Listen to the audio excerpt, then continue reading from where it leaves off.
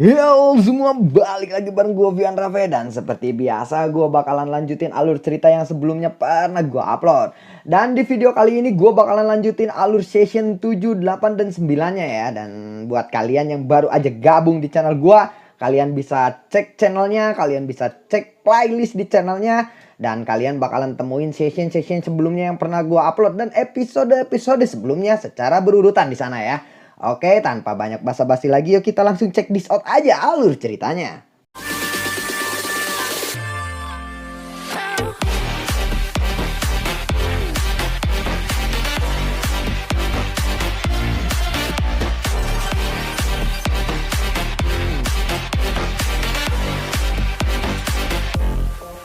Di episode sebelumnya, Xiaoyan yang menanyakan tentang klan Gu kepada Jinxi. Sekarang Jinxi lalu berkata, "Tawan kecil Xiaoyan, kenapa kamu tiba-tiba menyebut klan Gu? Jangan bilang kamu punya konflik dengan mereka," tanya dari Jinxi. "Aku belum pernah bertemu dengan klan Gu. Bagaimana mungkin aku memiliki konflik? Hanya saja aku ingin mengetahui beberapa informasi terkait dengan klan Gu," ucap dari Xiaoyan. "Kalau begitu aku akan memberitahumu beberapa informasi. Di seluruh wilayah daratan tengah, Hall of Soul dan Menara Pil atau 3 keluarga kuno di dunia binatang ajaib takut kepada klan Gu. Mereka adalah keturunan dari zaman kuno. Dikabarkan bahwa mereka memiliki garis keturunan Daodi," ucap dari Jinxi. Mendengar itu, Xiaoyan terkejut dan berkata, "Garis keturunan Daodi?" Jinxi lalu kembali berkata, "Dikabarkan bahwa jika seseorang dapat mencapai kelas Daodi, garis keturunan mereka akan mengalami perubahan, keturunannya juga akan mendapatkan manfaat. Karena klan ini memiliki garis keturunan Daodi kuno, mereka akan menjaga kemurnian garis keturunan mereka. Bahkan jika mereka menikah, mereka pasti akan memilih orang yang sangat luar biasa. Ada cukup banyak klan di zaman kuno yang memiliki garis keturunan Daodi. Tetapi seiring berjalannya waktu, yang tersisa hanyalah klan Gu. Klan Gu tidak peduli dengan peringkat di benua, tetapi keturunannya sudah tidak bisa diragukan lagi," ucap dari Jinxi. Xiaoyan kembali berkata, "Apakah tetua Jinxi tahu di mana markas besar klan Gu berada?" tanya dari Xiaoyan. Jinxi lalu berkata, "Iya, wilayah timur daratan tengah pada dasarnya milik klan Gu, tetapi klan Gu jarang mengelolanya. Biasanya sebagian besar orang dari klan Gu tinggal di alam Gu," ucap dari Jinxi. Mendengar itu, Xiaoyan terkejut dan dia lalu berkata, "Alam Gu? Alam Gu itu apa?"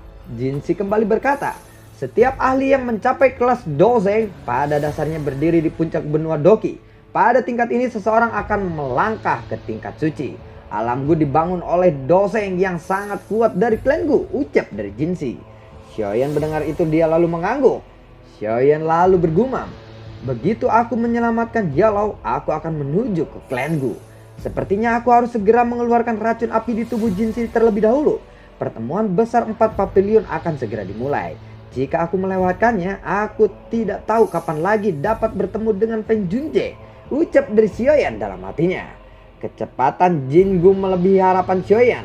Sebelum tengah hari, semua hal yang dibutuhkan oleh Xiaoyan telah dikumpulkan. Xiaoyan pun memulai proses pengeluaran racun di tubuh Jinxi di rumah batu lereng gunung. Jinxi duduk di bak kayu. Api hijau giok keluar dari tangan Xiaoyan. Banyak bahan obat yang dicampur dengannya. Sesaat kemudian bahan-bahan itu berubah menjadi setetes cairan obat merah. Dengan jentikan jarinya, cairan obat jatuh ke dalam bak. Permukaan air segera berubah menjadi merah. Xiaoyan mengeluarkan pil obat dari cincin penyimpanannya. Lalu Xiaoyan berkata, "Makanlah pil obat ini." Jinxi segera menelan obat itu. Ketika pil obat itu dimasukkan ke tubuhnya, rasa dingin yang menusuk mulai menyambar, menutup setiap inci tubuhnya. Tetesan cairan keabu-abuan yang mengandung bau perlahan menetes keluar dari hidung Jinxi. Tubuh Jinxi bergetar hebat saat cairan abu-abu merembes keluar. Jingu di sampingnya menjadi cemas saat melihat ekspresi Jinxi. Xiaoyan lalu berkata, "Tidak perlu khawatir, semuanya akan baik-baik saja jika dia bisa bertahan sebentar lagi," ucap dari Xiaoyan. Xiaoyan lalu melambaikan tangannya dan sekelompok api hijau giok jatuh dan mendarat di bak kayu. Dengan munculnya api, semakin banyak cairan berwarna abu-abu merembes keluar dari tubuh Jinxi. Proses ini berlangsung selama hampir 8 jam. Xiaoyan pun menghentikan prosesnya. Xiaoyan lalu berkata, "Aku akan memurnikan beberapa cairan obat untukmu. Selama kamu berendam di dalamnya selama 2 hingga 3 jam setiap harinya, selama 3 bulan racun api di tubuhmu akan sepenuhnya hilang," ucap dari Xiaoyan. Jinsi lalu berkata, "Terima kasih Tuan Xiaoyan. Suku tikus menelan emas pasti tidak akan melupakan bantuanmu ini. Jika kamu membutuhkan bantuan kami di masa depan, datang dan carilah aku di gunung mata surga ini," ucap dari Jinsi. Xiaoyan lalu mengangguk. Xiaoyan bergumam, "Aku ingin tahu apakah aku bisa memurnikan tempat racun iblis dengan kemampuanku saat ini," ucap dari Xiaoyan di dalam hatinya. Selama beberapa hari berikutnya, Xiaoyan menghabiskan hampir 10 jam setiap harinya untuk membantu Jinsi mengeluarkan racun api gunung surga di dalam tubuhnya. Api menyala dengan ganas di bak kayu. Xiaoyan melambaikan tangannya dan mengembalikan Grazer's Lotus Heart Flame ke dalam tubuhnya. Jinsi melompat keluar dari bak kayu. Jinsi lalu berkata, "Adik Xiaoyan, terima kasih. Aku akan mengingat kebaikanmu ini," ucap dari Jinsi. Xiaoyan lalu mengangguk. Dia mengeluarkan 2 botol giok dari cincin penyimpanannya dan menyerahkannya kepada Jinsi. Dia lalu berkata, "Aku akan pergi besok. Ini adalah cairan obat dan pil obat yang dibutuhkan untuk mengeluarkan racun. Sebagian besar api di dalam tubuhmu telah dikeluarkan," ucap dari Xiaoyan. "Hah? Kamu akan pergi besok?" tanya dari Jinsi. Xiaoyan lalu mengangguk. Jinsi kembali berkata, "Adik Xiaoyan, jika kamu bertemu masalah di masa depan, datanglah dan temui aku. Bahkan orang tua Fei Tian itu tidak akan berani macam-macam kepadamu di tempat ini," ucap dari Jinsi. "Terima kasih Tuan Jinsi," ucap dari Xiaoyan. Setelah itu Xiaoyan duduk bersila di tempat tidur di dalam ruangan. Tubuh bagian atasnya telanjang. Ada titik hitam pekat di dadanya yang samar-samar mengeluarkan bau busuk. Di sekitar titik hitam itu ada beberapa simbol. Simbol-simbol ini adalah segel yang diberikan oleh dokter peri kecil kepadanya. Api hijau giok dengan cepat bergerak lalu berkumpul di dada dan mengelilingi tempat racun iblis. Nyala api bertabrakan dengan segel simbol yang melingkar. Api hijau giok di sekitar segel menjadi bergolak. Garis hitam berhasil menembus celah dan gelombang bau amis yang padat menyebar. Bau amis ini mengandung kekuatan korosif. Api hijau giok di sekitaran dadanya segera berubah menjadi naga api. Naga ini melonjak menuju garis hitam. Setelah 1 jam Xiaoyan menghentikan prosesnya, ekspresi puas muncul di wajah Xiaoyan. Meskipun Xiaoyan tidak bisa memperbaiki tempat racun iblis dalam sekali percobaan. Yang perlu dia lakukan hanyalah membuang sedikit demi sedikit seiring waktu berjalan. Tempat racun iblis ini pasti akan runtuh. Xiaoyan terus menarik racun keluar dari titik racun iblis dengan menggunakan Grazer's Lotus Heart Flame. Xiaoyan menunduk dan melihat titik racun iblis di dadanya. Saat ini ukurannya sedikit menyusut, tetapi Xiaoyan masih merasa belum puas saat melihat ini. Dia setidaknya telah mengeluarkan 10 titik racun pada malam hari. Tidak disangka bahwa jumlah ini adalah porsi yang sangat kecil jika dibandingkan dengan titik racun iblis secara keseluruhan. Setelah menyerap semua doki dalam 10 titik racun, Xiaoyan samar-samar bisa merasakan bahwa kekuatannya telah meningkat. Menurut tebakan Xiaoyan, dia seharusnya berada di level menengah setelah menyerap doki di dalam titik racun ini. Memang sangat sulit untuk menaikkan level di kelas Dozong. Tidak heran level penetua pertama tidak mengalami peningkatan yang besar meskipun dia telah berlatih bertahun-tahun, ucap dari Xiaoyan. Titik racun iblis tidak lagi menjadi ancaman fatal baginya saat ini. Sebaliknya, benda ini diperlakukan sebagai gudang doki yang bisa dipindahkan oleh Xiaoyan. Sepertinya sudah waktunya untuk aku pergi. Pertemuan besar 4 pavilion akan diadakan dalam beberapa hari lagi, ucap dari Xiaoyan. Dia melompat turun dari tempat tidurnya dan mengermasi barang-barangnya. Setelah itu dia membuka pintu lalu melesat ke udara. 2 sosok bergegas ketika Xiaoyan naik ke udara. "Adik Xiaoyan, apakah kamu akan pergi sekarang?" ucap dari Jinsi. Xiaoyan lalu mengangguk. "Aku masih memiliki beberapa urusan yang harus aku selesaikan. Jadi aku tidak bisa tinggal lebih lama lagi di sini. Terima kasih atas keramahan Anda yang luar biasa. Aku pasti akan datang berkunjung di lain waktu," ucap dari Xiaoyan.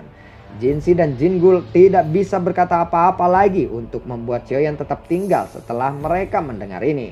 "Adik Xiaoyan, suku tikus menelan emas berhutang budi kepadamu. Jika kamu mempunyai masalah di masa depan, tolong jangan lupakan kami dan beritahu kami, ucap dari Jinsi. Haha, kami berdua tidak akan menahanmu lagi untuk pergi dari sini. Kami akan berdoa agar perjalananmu lancar kali ini, ucap dari Jingu. Xiaoyan lalu menjawab, kalau begitu selamat tinggal, ucap dari Xiaoyan. Xiaoyan tersenyum, dia lalu menangkupkan kedua tangannya ke arah mereka berdua dan tidak tinggal lebih lama lagi. Tubuhnya bergerak dan berubah menjadi sosok cahaya yang bergegas keluar dari pegunungan mata surga.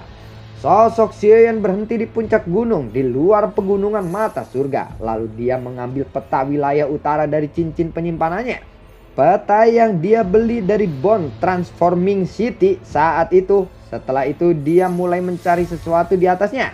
Menurut apa yang telah dikatakan oleh Mu King Luan, pertemuan besar Papiliun kali ini akan diadakan di markas besar Papiliun Petir Angin yang merupakan Papiliun Timur. Berdasarkan peta, posisi Papiliun Timur berada di dekat perbatasan antara wilayah utara dan tengah daratan tengah. Itu sangat jauh, sepertinya aku membutuhkan sekitar 5 hari hanya untuk sampai di sana, ucap dari Xiaoyan. Setelah itu Xiaoyan langsung melanjutkan perjalanannya. Setelah beberapa hari berlalu, Xiaoyan sudah melintasi langit di pegunungan petir angin. Area ini memiliki kekuatan petir angin yang sangat padat, ucap dari Xiaoyan. Dia melihat dari kejauhan dan melihat gunung yang berkali-kali lebih besar dari pegunungan mata surga. Ada gemuruh petir di dalam pegunungan ini yang bisa dia rasakan meskipun jaraknya sangat jauh. Aku rasa tempat ini adalah pegunungan angin petir di mana Papiliun Petir Angin berada. Sepertinya aku tidak terlambat kali ini, ucap dari Xiaoyan. Xiaoyan lalu menemukan tempat sepi di puncak gunung dan mendarat. Setelah itu dia menuju ke kaki gunung. Dia melihat aliran manusia yang padat di luar pegunungan petir angin. Kemungkinan orang-orang ini semua ada di sini karena pertemuan besar 4 Papiliun. Apakah pertemuan besar 4 Papiliun telah dimulai? Ucap dari Xiaoyan. Lalu dia tiba-tiba mengeluarkan barang tipis seperti kulit transparan dari cincin penyimpanannya. Lalu dia menggunakannya untuk menutupi wajahnya supaya sulit dikenali. Benda ini bisa sedikit mengubah penampilan seseorang. Ini adalah benda yang diberikan oleh dokter peri kecil ketika mereka menuju ke Kaisaran Chunyun. Tidak diduga bahwa benda ini masih akan berguna setelah bertahun-tahun yang lalu. Dia menyembunyikan keterampilannya untuk menyelamatkan dirinya dari beberapa masalah. Saat ini semua orang mengetahui permusuhannya dengan Papiliun Petir Angin. Jika dia muncul secara terbuka di tempat ini, kemungkinan Papiliun Petir Angin tidak akan berdiam diri ketika mengetahuinya. Alasan dia datang ke pegunungan petir angin adalah untuk mencari Feng Zhenze.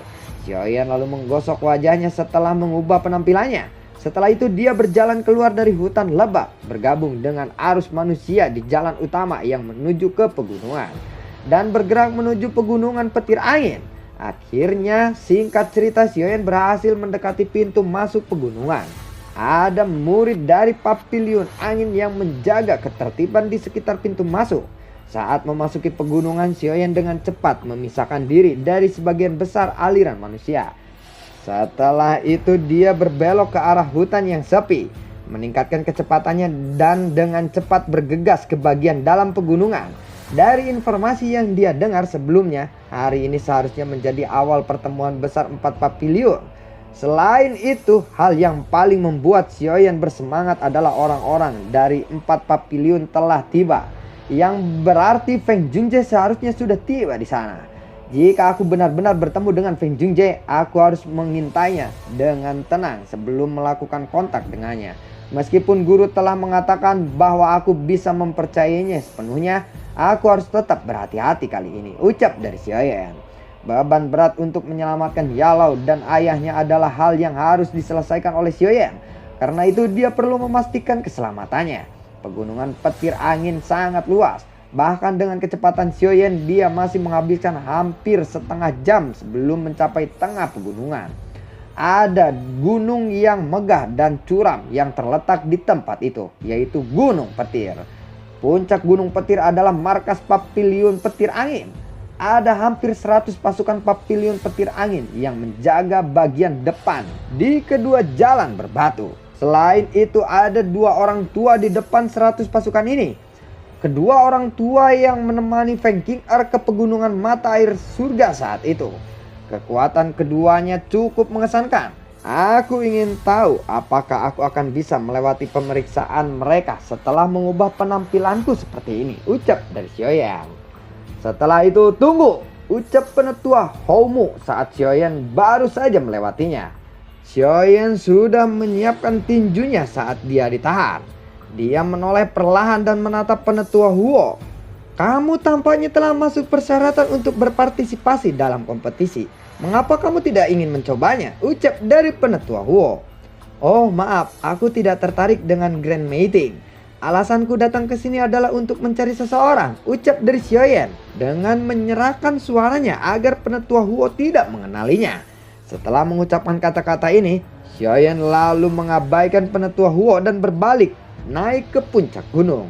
Orang ini terlalu sombong. Apakah ada yang salah dengan orang itu? Ucap wanita tua di samping penetua Huo. Aku tidak tahu.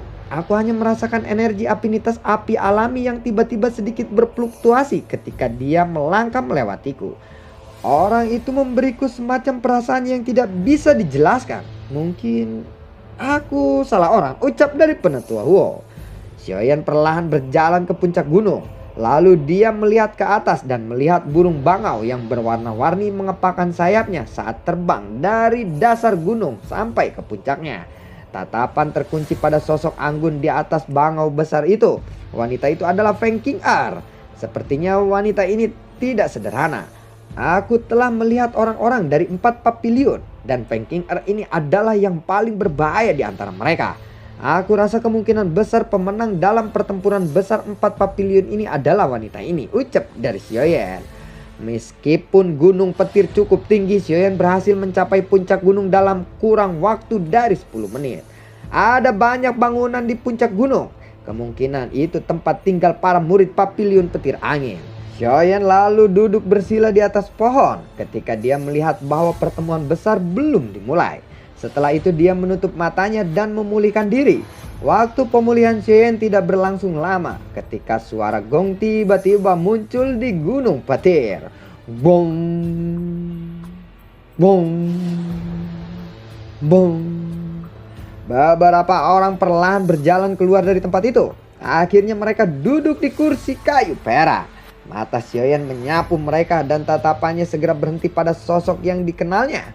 Fei Tian, ucap dari Xiaoyan. Lalu tatapan Xiaoyan berpindah dan berhenti pada seseorang di tengah. Orang ini bertubuh besar dan tampak seperti baru berusia 40 atau 50 tahun. Dia menggunakan jubah berwarna perak. Aura orang ini tampaknya jauh lebih rendah daripada Fei Tian dan dua lainnya. Namun dengan mengandalkan persepsi spiritual yang luar biasa, Xiaoyan merasakan perasaan berbahaya dari orang ini. Perasaan bahaya yang jauh melebihi dari Fei Tian. Apakah dia ketua papilion petir angin yang disebut dengan Lei Junze? Dia memang sangat menakutkan, ucap dari Xiaoyan. Wush! Suara angin tiba-tiba bergema di atas gunung petir. Lalu semua orang tercengang saat melihat pedang besar yang berukuran lebih dari 100 kaki muncul di langit. Hahaha, Xian Zunze, kamu adalah yang paling terlambat tiba kali ini, ucap dari Lei Junze ketika dia melihat pedang besar di langit. Pedang besar itu bergetar dan berubah menjadi titik cahaya. Dua sosok perlahan turun dari langit di atas, mendarat di kursi mereka. Kedua sosok itu terdiri dari seorang pria tua dan muda. Xiaoyan sudah pernah bertemu dengan anak muda itu. Dia adalah Tang Yin dari Papilion 10.000 pedang. Lalu angin puyuh besar muncul di atas gunung. Mata Xiaoyan tiba-tiba bergeser saat angin puyuh itu muncul. Dia lalu berkata, Feng Junze, ucap dari Xiaoyan. Angin puyuh besar berwarna hijau berkedip-kedip saat muncul di langit di atas stadion besar dalam beberapa saat.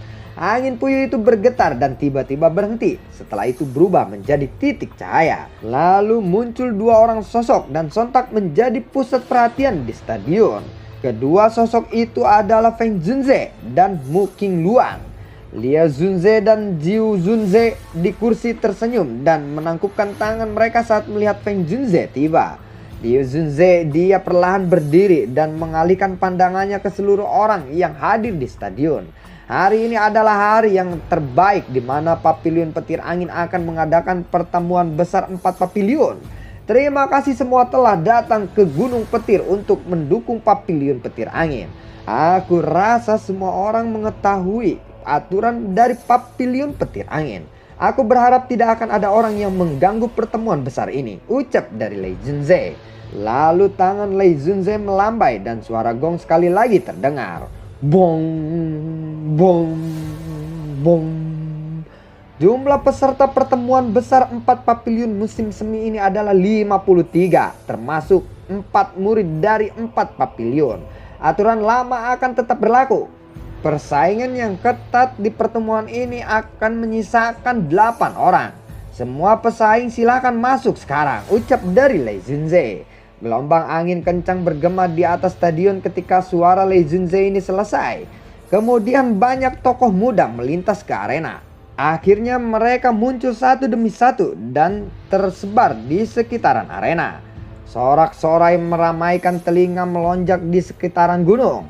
Mo Qingluan, Tang Yin, dan Wang Cheng yang duduk di kursi VIP bertukar pandangan saat para peserta memasuki arena. Setelah itu tubuh mereka bergerak dan mendarat di arena. Kemudian Feng Qing'er pun akhirnya memasuki arena. Saat Feng Qing'er muncul, Feng Junze, Qian Junze, dan Huang Quan Junze di kursi VIP merasa terkejut. Sepertinya Lei Junze sudah berencana untuk mengejutkan kita ya, ucap dari Xian Junze. Status gadis ini sedikit unik. Karena itu aku hanya bisa melakukan cara ini. Benar-benar tidak ada pilihan lain, ucap dari Lei Junze. Sepertinya Lei Junze benar-benar ingin terus memenangkan posisi teratas di pertemuan besar 4 pavilion musim ini. Pavilion Petir Angin kemungkinan memiliki peluang kemenangan tertinggi dalam kompetisi hari ini, ucap dari Feng Junze. Feng Junze terlalu banyak berpikir.